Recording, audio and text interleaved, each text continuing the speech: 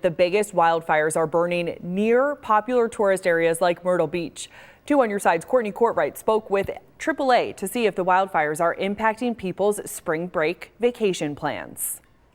It is a busy time of year for AAA as thousands travel for spring break. Although AAA says Florida is the top spot for vacationers, there are some people traveling to South Carolina, like Myrtle Beach and Charleston, for their getaways. With dozens of wildfires burning in South Carolina, we asked Renee Pilley with AAA if anyone has changed their plans. She says no one has canceled their trip so far, but there has been some inquiries because of those wildfires. She advises travelers to stay informed about local conditions no matter their destination. The main thing is when it comes to things like that, with wildfires or things like that, we always tell people to check with their travel agents, check with the tour operators, whoever they're going with, to see, what, if anything is being impacted, what they need to know. Pilley is also reminding you to be aware of the date May 7th. That's when you'll need a real ID to board domestic flights and get into certain federal facilities. On Your Side, Courtney Courtwright, Channel 2 News.